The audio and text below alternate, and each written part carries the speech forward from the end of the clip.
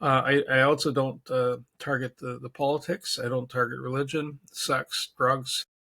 You can do music, but I'm not looking to set fire to the world. That's not the purpose.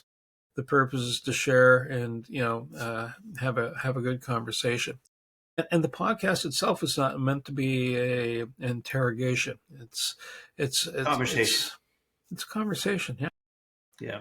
And you know what? One of the things that I don't know if you probably noticed it as well is a lot of these stories were hiding under a rock somewhere, and you bring it up to, putting them in the front, giving it a little bit more light. And I mean by that is just putting them out there so people can find out about them. Otherwise, you tell a few of your friends, people know about you locally, you're not that really visible out there.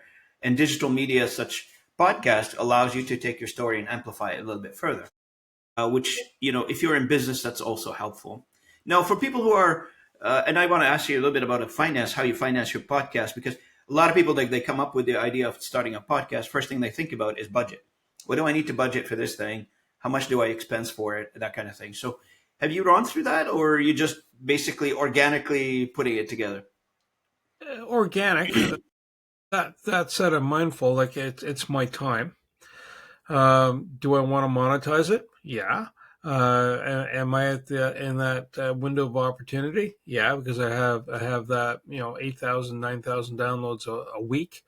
So that's having a footprint presence. The um, when I say talking about the AdHive location in Ottawa, so they're looking to ramp up some activity in that space. So there might be an opportunity, basically I have the showcase of what I'm doing and what Wayne and I are doing, and we can probably bring it into that space, which will help generate them more coverage, which generates more membership. That might be an opportunity to be happening in the future. That said, what do you got a budget for? Well, you have to budget for a good mic. At Christmas time, when family says, well, what do you need? Well, for example, I got a boom that holds the mic above my head outside of the camera range as opposed to somewhere sitting right here, right? So, young lad asked me, well, what do you want for Christmas, Dad? Well, a nice boom that can hold the frickin' mic. The mic's heavy. And it does. It's perfect. It was a good fit.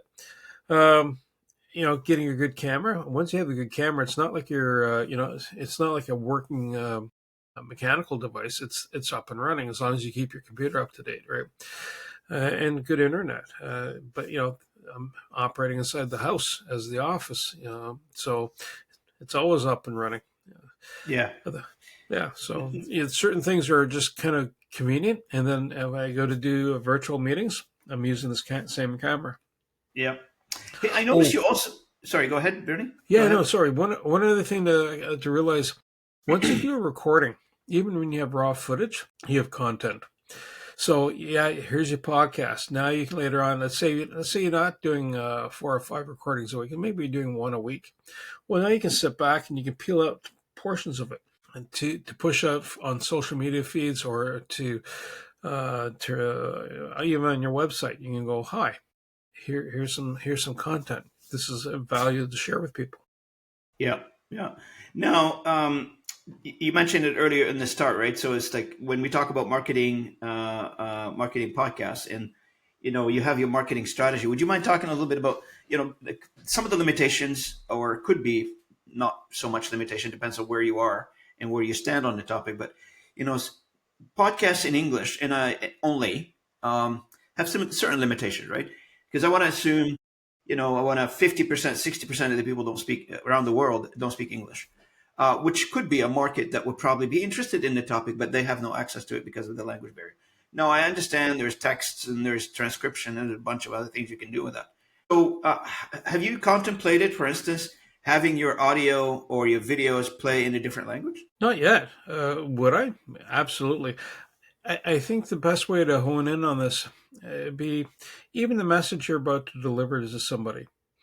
Say if you're not, my broadcast has a pretty wide base, a small, medium business, etc. But if you're looking for someone that, say, someone does widget recovery, and you make the widgets, but you're looking for the widget recovery audience, or the widget service audience, or the widget happiness audience, whatever it is. Well, what language do they speak? And even then, do you do it as an audio, or do you do it as a video, and it becomes an infographic, right? Some things, it depends what you're trying to communicate and what you're trying to, what the end game is.